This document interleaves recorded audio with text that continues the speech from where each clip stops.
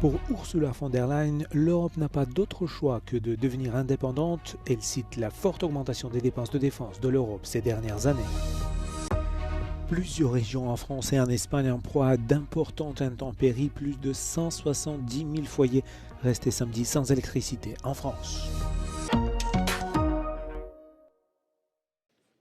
L'Europe n'a d'autre choix que d'assumer davantage de responsabilités pour sa propre sécurité, a déclaré samedi la présidente de la Commission européenne Ursula von der Leyen lors d'une conférence sur la sécurité à Munich, appelant les dirigeants européens à donner un nouvel élan aux engagements de défense mutuelle. Von der Leyen a également fait référence aux propos du secrétaire général de l'OTAN, Mark Rutte, selon lesquels l'Europe n'est pas en mesure de garantir seule sa sécurité à l'heure actuelle, affirmant qu'une Europe indépendante signifie ne pas s'appuyer constamment sur quelqu'un d'autre. Il a appelé à une coopération accrue entre l'UE et le Royaume-Uni. Europe needs to step up and has to take on its responsibility. Admittedly, it has taken some shock therapy. And some lines have been crossed that cannot be uncrossed anymore. Europe, and in particular the UK, should come closer on security, on economy, on defending our democracies.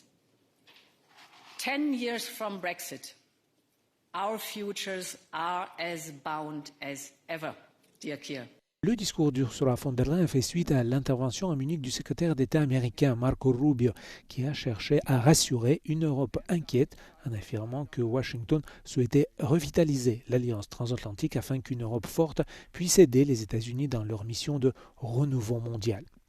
Au sujet de l'Ukraine, le président Volodymyr Zelensky a qualifié de grave erreur le fait que l'Europe ne soit pas présente à la table des négociations de paix avec les États-Unis et la Russie. Zelensky a appelé l'UE à faire davantage pour lutter contre la flotte fantôme russe tout en exprimant l'espoir que la prochaine série de négociations prévue la semaine prochaine soit sérieuse et utile.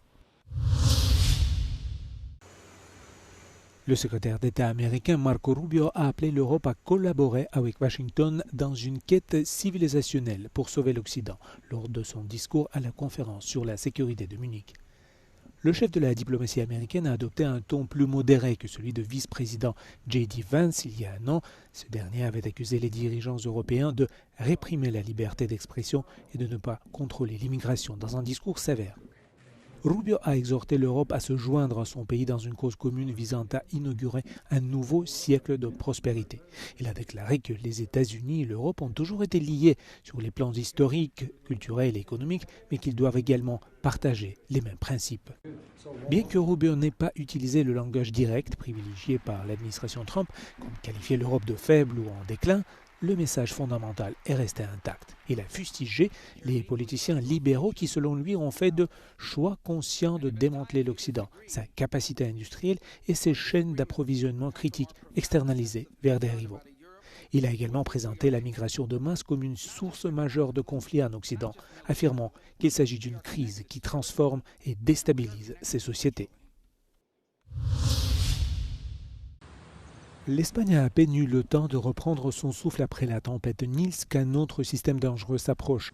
La tempête Oriana apporte déjà de fortes pluies, des vents violents et une chute des températures sur une grande partie du pays. Les prévisionnistes annoncent des chutes de neige à des altitudes inhabituellement basses et des conditions dangereuses pendant le week-end de la Saint-Valentin. 3 personnes sont mortes dans des accidents liés aux intempéries en France et en Espagne. Après la tempête Nils qui a balayé le sud-ouest de la France provoquant de graves inondations, le niveau de la Garonne continue de monter. Le fleuve reste en alerte rouge pour les inondations samedi et dimanche en Gironde et dans le Lot-et-Garonne, avec des craintes de rupture des digues et de nouvelles évacuations possibles, selon les services météorologiques et les pompiers. On a dépassé tous nos records, annoncé à l'AFP la directrice de Vigicru, alors que 16 départements sont toujours en alerte orange ou rouge pour risque de crue après le passage de Nils.